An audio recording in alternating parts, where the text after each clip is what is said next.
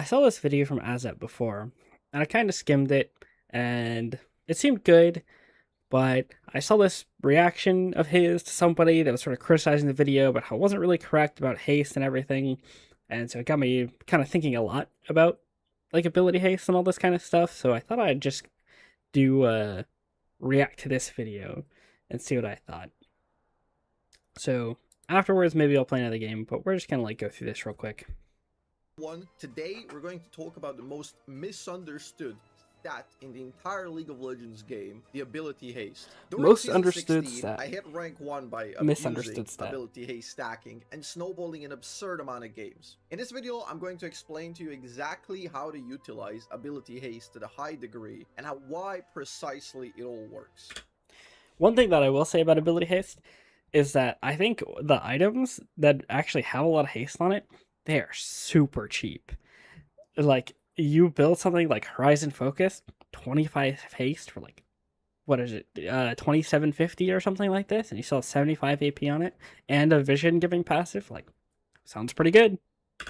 Now, I'm gonna admit that I was a little bit selfish, that I postponed making this video, actually, until I hit rank 1. And now, I mean, I'm I would actually too. gonna spill the beans, finally. So first, quick word from this video sponsor, Professor. One cool thing to help you focus consciously would be Professor, which is the sponsor of today's video, and it's absolutely free. It's a great tool that teaches you the game and helps you focus on certain aspects. You can look at your own stats, you can compare yourself to other people, you can even look up your own teammates, come up with plans, and practice your pre-lobby mentality, come up with different strategies, ideas, different contingencies. Oh, it looks like it uses the League of Graphs identifiers, like I see aggressive laner and things like that on it.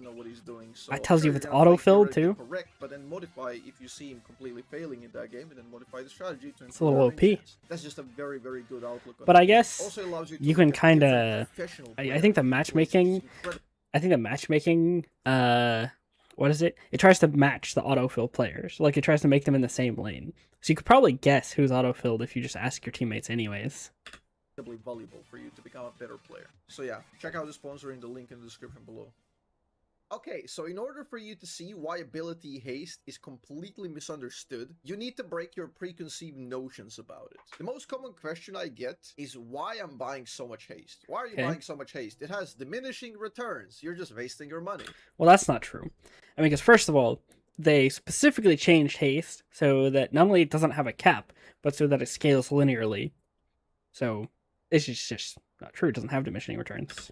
This sort of thinking stems from the fact that the ability haste used to be called cooldown reduction, or CDR. Cooldown reduction was one of the most broken things that ever existed in League of Legends, because of how the formula is calculated. So as you see in the clip right now, I use that Red Mercy, let's go. The shadow expires. Take a look. The ultimate is up and literally I know this video. He was trying to do, I think it was 4 Cloud Drakes when it did ult haste.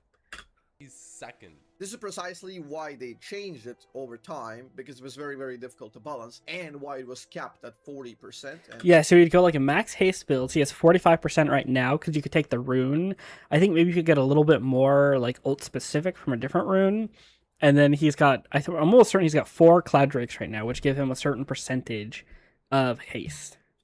45 you ult haste. Inside. The beauty of the old cooldown reduction is that it gained more value the more you had it. So every subsequent percent point you would get, it would give you even more value. You can still easily see this by converting ability haste into cooldown reduction. That's something we're going to look at right now. I will show you the official formula, how to calculate it, and then I'm going to give you a trick to actually shorthand it and understand ability haste on the fly intuitively. To get the cooldown reduction number, you take haste over haste plus 100 and then times 100.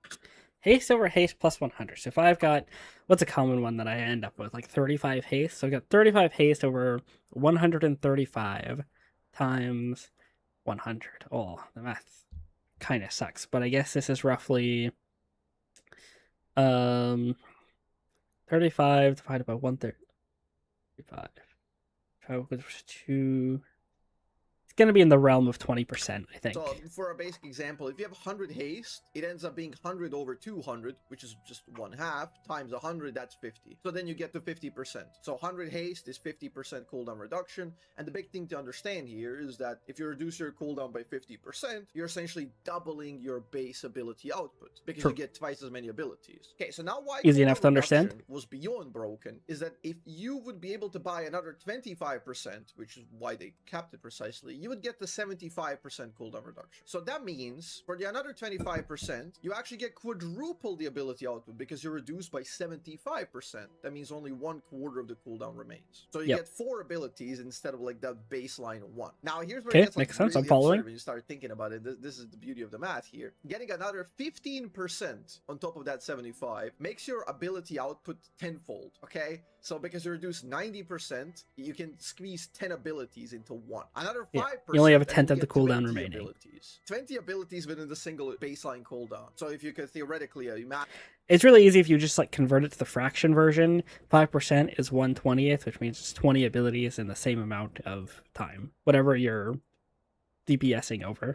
Imagine 99% reduction, you would be able to do 100 abilities within the 1 baseline cooldown. And then another percent would reach basically the 100% or infinity. For armor and MR case, that would be 100% reduction, which means 0 damage taken. That's precisely why it goes like that. And this is called asymptotic scaling. And there's a very good beefy video about it by Step. It's a very solid video explaining concepts, so it's going to be linked in the description. If you want Interesting. To I don't know that one. Which we will not need anymore for the purpose of this video. I'm just showing you the official formula and why it works exactly how it works, why the behavior arises. Now, that is some math and formulas, but if you don't really want to think about this a lot, this is how you're going to understand the haste. Your ability haste is a number of how many more abilities you can get in percentages. It's really simple. So if you have 50 ability haste, that means you get 50% more abilities. That means you get another half an ability. That's why haste is like normalized. It's normalizing the curve, and it's very, very easy to work with. So if you have 100 ability haste, you get 100% more abilities. Double the abilities. Yeah, that makes a lot of sense. And if you remember what will be talked about earlier, 100 ability haste is 50% CDR. If you get to like 400 ability haste, you get 4 more abilities. You get another 4 abilities in the original cooldown, which is 400 haste equals 80% CDR. So that means 5 abilities within the original cast. Okay, now why is this like that kind of helps contextualize it. Yapping? Why is he yapping so much about these?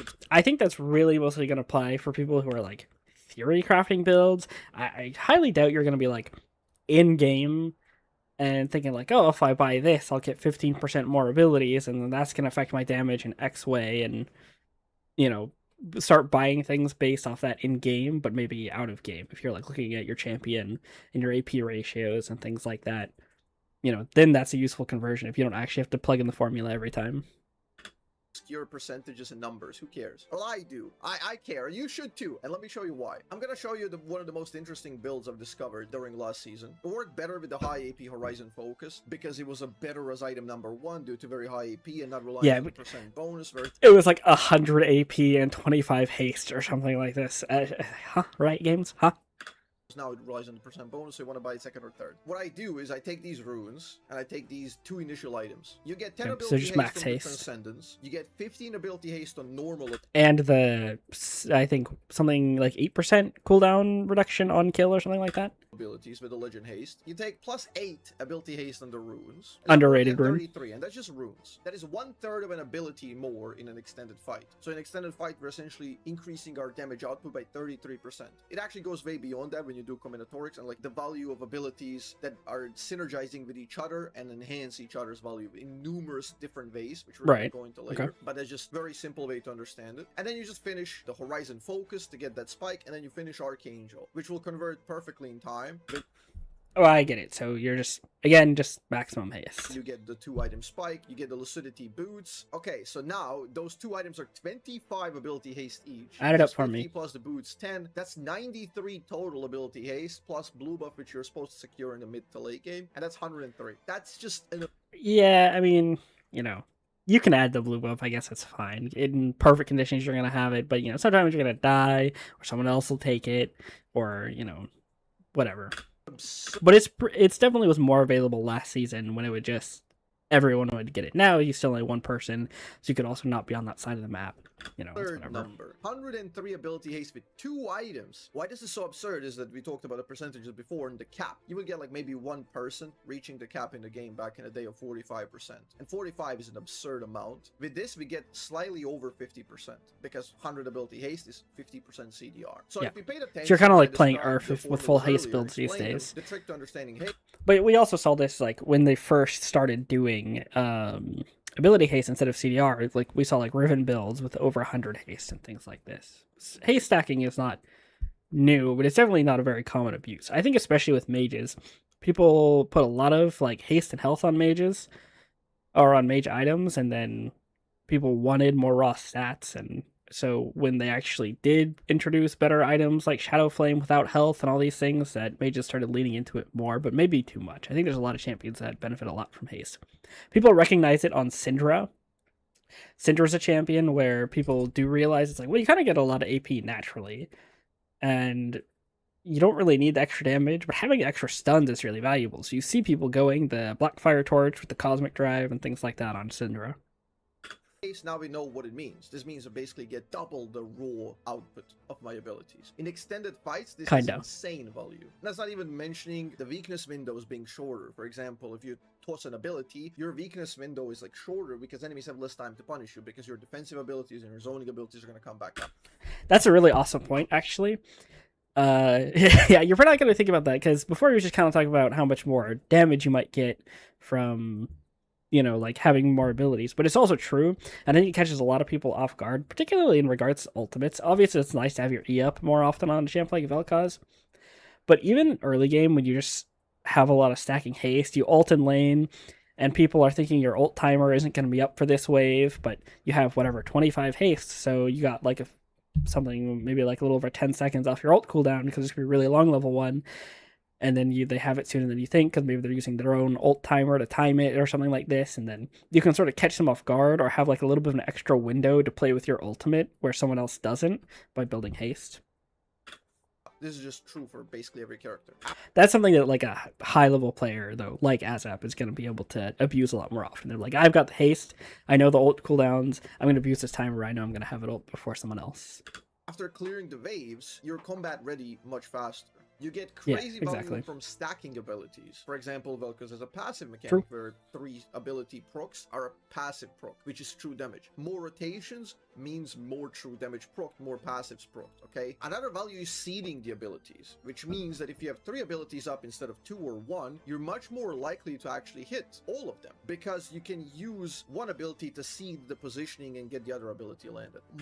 Yeah, I've actually heard Azzapp talk about that before. It's a good point. When you have a champion that can throw out a lot of abilities like Vel'Koz, it's very good. What you're supposed to do on mages is use them to zone players into specific locations. Like if you watch a good Xerath player play, something they'll do a lot is they'll lead their shot even if they think someone might backstep because it'll push them further into their team. And I think Azzapp's very good at doing something like this. Well, he'll throw his E, and that's going to move them like into the W or vice versa, things like this. Most terrible clips in League of Legends, like Nidalee is too tanky, all of these clips really happen when people are getting their cooldowns one by one, and they start tossing abilities out of sync without regards to one another. Nah, fuck that shit, man. He's too tanky. Abilities, especially in mages and like casters and basically everybody, but in general, the abilities are synergistic. They have more value when they're done together. You can use your Q but that's often true, and then that guarantees the EW. You can hit enemies with the E and then guarantees the WQ. If you have 3 abilities, you're much more likely to land all 3 instead of getting one by one up. And then you shoot a Q, enemy dodges it, and then your W comes back up. Then you toss a W, it hits first part, not the second part. Then you get the E. Also, a good point with Vel'Koz is you have 2 charges of one of your abilities. So you kind of have this ability that's like going to be on cooldown a lot.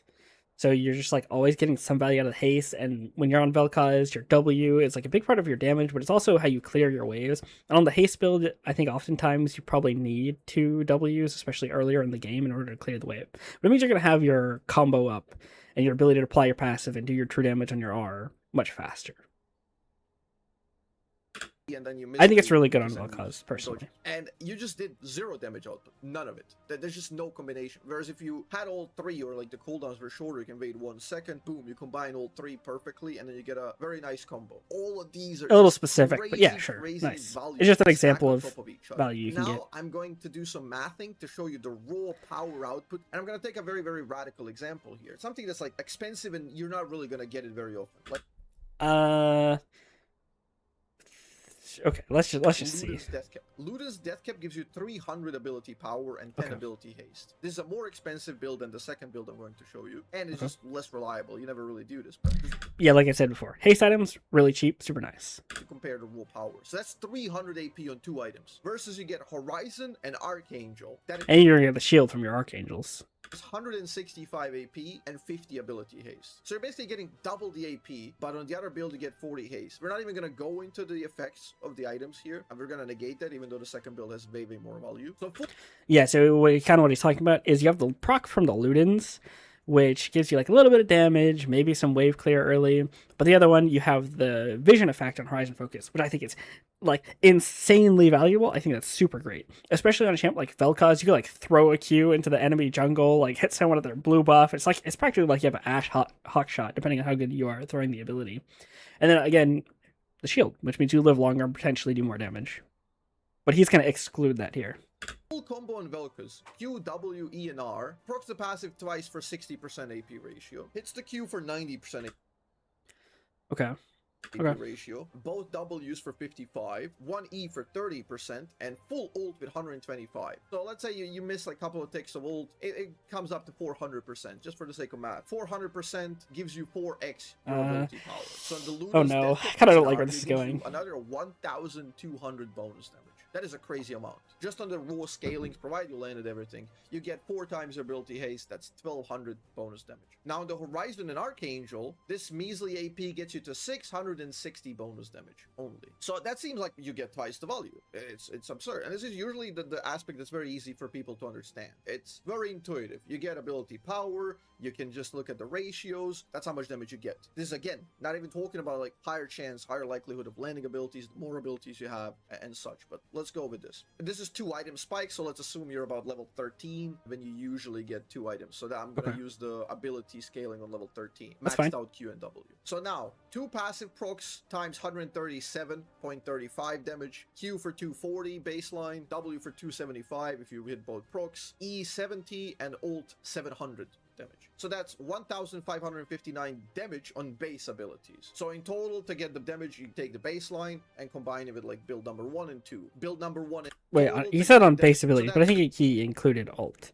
I think he's okay. I think he's just not. He means he's not including item damage. 559 damage on base abilities. So in total, to get the damage, you take the baseline and combine it with like build number 1 and 2. Build number 1 ends up being on 2759 damage, and the build number 2 does 2219. So even here, you get much better initial. What?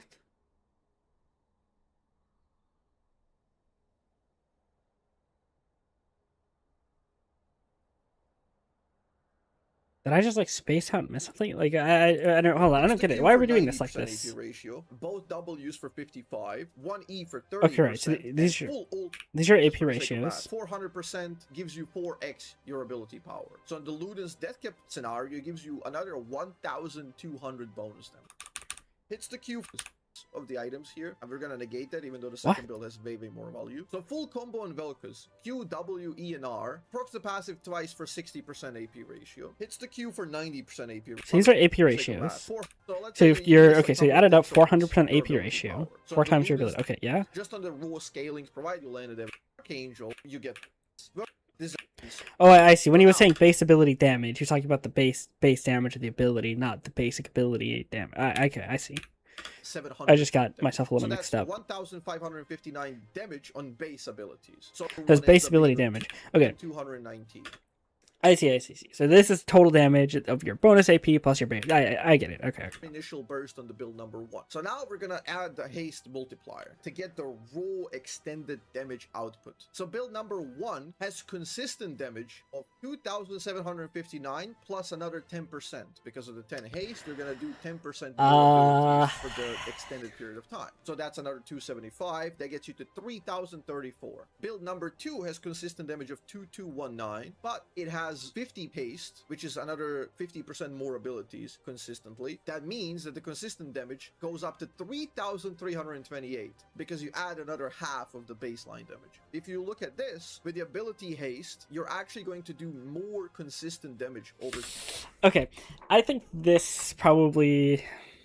I agree with so much of what he said. I do think the haste is really good, but I think this particular portion of the video kind of makes it weaker, because the way he's doing this math, it's not a 1-to-1, and I vaguely remember seeing him say in his reaction that that's what he was saying, and I think he said that it wasn't a 1-to-1, but I didn't hear him say that here. So I think some people are going to look at this part of the video who understand that, you know, you're not necessarily getting 2 ults in a fight, or, you know, you can't guarantee that you're getting 50% extra Q damage because, you know, you only have extra Qs if you get it off cooldown. You can't have 50% of your Q damage. Either you got your Q damage because you got an extra cast or you didn't. So you'd see these numbers reflected if you were like doing DPS over a long period of time or something like that. Like if you're playing World of Warcraft and you're damaging a raid boss or a DPS dummy, and, you know, you had 50% more abilities, you'd see something like a 50% damage increase. Over the course of an entire game, depending on how much you were fighting, you might see like a total like 50% damage increase on the damage charts. Or like you wouldn't, but it'd be like maybe in the range of that number if you could somehow play the exact same game with both builds. But in an individual team fight, you know, it's really hard to just say that, hey, you're going to get 50% more damage on this build here. I think there are lots of reasons. The practical reasons why he explained why the haste build is better were really good, but I don't like the section where he's like, oh, you're going to get more damage because you're adding 50%. Because it's really just not necessarily true. Sometimes fights are going to be over in one rotation, and sometimes you're going to be in a 60-second fight, and you actually are going to cast your ult twice. I think this would be a little bit stronger if he also didn't use the ult thing. Because even with 50% haste, you're probably in the realm of still 30-40 seconds at level 16 on a Vel'Koz ult. So it just seems like the odds that you're doing 2 ults, at least in a fight, are low. Maybe 2 ults in, like, you know, a whole sequence or something. Or, like, you can, without basing, you can move from one play to the next really quickly while having your ult up. Which, again, is more of like a practical argument. I don't really like this 50% DPS thing. I think people are going to look at it and think he's wrong. But I don't think he's wrong. I think this is just a bad argument. So if you're not specifically relying on that one burst, which is something you're almost never relying on, especially on a consistent controlling character, your idea is to be as consistent as possible. It'd also be better, I think, if you use something like a DPS number to show that you're doing like roughly 50% more damage per second throughout the entirety of a fight, rather than like, oh, your total damage can be this versus this.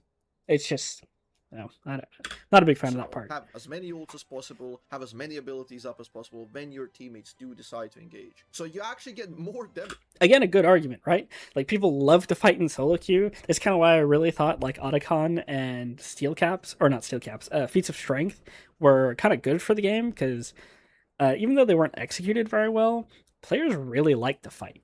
So giving them incentives to fight is a good idea. And this haste build means you can fight more often, because you're going to have your key cooldowns up more. So I think especially for solo queue, it's like a really good argument for having a higher haste build. You actually get 10% more damage on the secondary build. If you really want to test this out, I implore you, take build number 1, take build number 2, build them in a couple of games, and then feel the difference in the control you're able to exert on the game. And now I'm going to teach you exactly when you should buy it. Well, especially on a champion like Vel'Koz, you're going to see that the haste build probably has a better skill floor than the... Or, yeah, like a easier or a lower skill floor than the high AP build. You're just going to need the you're gonna have more chances to hit some amount of abilities versus like, well, you don't know how to throw your abilities on Vel'Koz, and so you miss them on the full AP build, and now you can't play the game because you don't have any abilities for like 5 seconds or whatever. You gotta talk about the damage thresholds. The general rule of thumb is when you're ahead, i.e. you reach the threshold, killing enemy squishies in about 1 rotation and killing enemy tanks in 2 to 3 rotations. Then you just want to spam utility and survivability. These are the most impactful things you can buy. When ahead, buy ability haste. Trust me on this. It is by far the best thing you can do in any given game because it ups your consistency so much that you exert your impact and control over the game. You need to buy Banshees, you need to buy Zonias, you need to buy Horizon Focus for vision and haste, you need to buy Criploom for healing your team, shredding the pen, and then also haste. These are the best things you can do. This will lower the amount of weak point windows, which will render enemies' chance of making a comeback completely negligible. It will give you more control. One consideration to think about is when you're really behind in a game, then you have to make a very difficult choice, and you will likely end up going glass cannon, and that will be the most correct thing. There's no time for ability haste stacking when you're really behind. Ability haste is a luxury stat that you should be buying every game if you're on pace or ahead. Yeah, so this is kind of going into concept. I think that's pretty well understood at this point at a baseline in the League community, where it's like, oh, if you're ahead, build defensive. If you're behind, build offensive. And he's kind of saying that haste here is sort of a defensive stat, which is kind of true. I mean, the base idea behind this really, you want to build offensive when you're behind because essentially you want to give the enemy team less counterplay. If there's like a really fed champion on the enemy team, like, you're not going to get into a situation where both you are throwing your abilities at each other and then you win or anything like this, right? You want to, like, if there's really fed Draven, you just want to completely one-shot this guy, take him out of the game, and then, you know, play a more even game with the rest of his team. You play numbers, things like this. Whereas if you're ahead already, you build defensively because you want to reduce the amount of counterplay that the enemy team can give you. Like, they want to one-shot you and take your gold and your shutdowns out of the game, right? But if you have more abilities, then their window for like capitalizing on your mistakes is much shorter. This is just going back into what he said before, where it's like, well, if you have your E more often and they see you throw it to clear a wave or something like that, they have a way shorter amount of time in order to kill you without your CC ability than if you didn't have the haste build. That's the gist of it. Because it's investing into the future. But so you just have your defensive cooldowns more. You don't really know if you have a future. It's all about that one initial proc, one initial burst. So you want to buy as much power as possible. If you're incapable of eliminating squishies in 1 to 2 rotations, then you're kind of useless. This is for every champ. If you're Zed, if you're Kiana, if you're J4, if you're Vel'Koz, if you're Syndra, it doesn't matter. If you cannot burst the squishies, don't bother for consistency. You gotta go glass cannon. I remember there's the old meme of... It's kind of true. If you want to burst the squishies, you want to go glass cannon. But there's a lot of case where... Okay, so one of my things is, as squishy champions get further in the game, especially something like a Draven, a lot of players, or AD carries or range tops, things like this. Sorry, I don't want to be too specific with the example. But a lot of players won't actually end up building that defensively, especially if they're on something like a DPS role. And so as a result, you don't necessarily actually have to build a lot of extra damage in order to one-shot them, because they're not actually getting tankier even as they accrue significantly more gold than you. 4-item AD carry with 4 damage items is still going to be just as squishy pretty much as one with 2 items. They're just going to kill you faster. But if you only needed whatever X amount of damage items, like your Cyclo Sword and your Yomu's on Zed was enough to kill them, then you could build more haste items afterwards because you already had enough damage to kill them in the first place. It's just a matter of being able to, make the play happen. So it's important to think about your build. I think the thing that scales items in League of Legends the hardest is making sure that you understand why you're building what you're building and playing for those strengths. So I guess I just want to say, like, I do think he's right about haste being good, but I don't recommend going in and spamming it. Kind of do what he was saying. It's like, making sure you're thinking about the situation of the game and what you want to be doing, whether you want to be one-shotting or whether you can build defensive and things like that is probably the most important here. going back to lane, returning with nothing but a glowing mote. But it is actually one of the most efficient items you can buy. Glowing mote is one of the best items in the game. In fact, when you leave the base with low money, you can buy glowing mote, and it will reduce the ultimate cooldown by 5 seconds of your next ult. If you're Karthus, it will reduce it by 10 seconds. You buy for 250, and then even if you don't build the item, you can sell it for 175. You lose 5 seconds doesn't sound like a lot, but when you're reducing your ult by that timer, it makes sense to start thinking about it in terms of waves, right?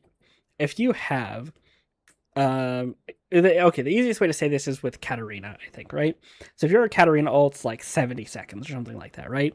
And then you kill your laner, you get 15 seconds off your ult. So then it goes down to 55. This can actually matter. It doesn't seem like that big of a difference, but in 70 seconds, your ult's going to be up after you play 2 waves. Waves come every 30 seconds, so it'd be coming up like in the middle or towards the end of clearing the second wave. You get 15 seconds off your ult. Now you have your ult as the next wave is approaching, and you can potentially fight an entire wave sooner because you have that amount of time. And you certain amounts of small, like amounts of ability haste can potentially net similar results. 75 gold in the process, while reaping all the benefits, having 5% more abilities during the lane, during the fights, and have... But again, this is something that the really small chunk of ability haste is really going to scale a lot more with your player skill, because if you're not abusing those windows when you have your abilities and you know your opponent doesn't, then the extra ability haste isn't going to do you much good in small chunks. It's something you have to be aware of when you're buying a glowing mote in an early game.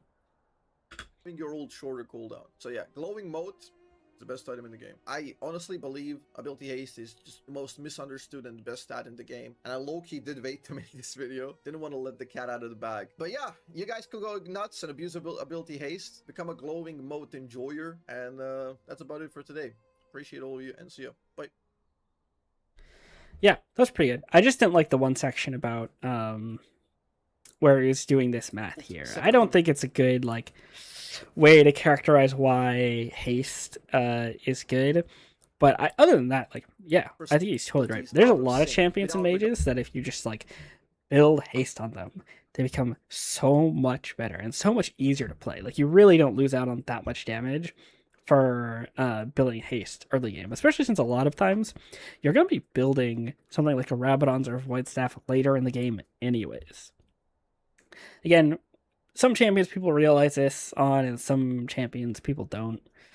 I've been playing a lot of Aurora, so I've almost been wanting to experiment with building a lot of haste on Aurora. She has a long ult cooldown, so I think she can get a lot of value off building good haste. And then on top of that, because of her passive, similar to Vel'Koz, you can just proc this over and over and over again. So I've been wondering if, like, well, if you get lower haste on your abilities and you're applying your passive more, this could make for more oppressive lanes and make you not seem as useless if you just, like, miss your QE once. Because I think, was it like Loki or Thanatos? I think one of those players from C9 said that, you know, what makes a good Aurora is, like, did you hit your QE or did you miss your QE? And the fact of the matter is, if you have your QE more, you have more chances to hit it. So again, it's just like, takes something that's like a higher skill ceiling champion and makes it just more available for people who aren't quite as good as it yet and know how to, like, guarantee your abilities to land. Hey guys, I'm Flynn. I just started live streaming and posting videos, so I'm at a point where I'd really appreciate some feedback. So if you guys could go into the comments, or you can check if I'm live on this channel, and come comment to me on stream about anything that could be done to improve the content. I'd really appreciate that. Thank you for your support. Have a good day.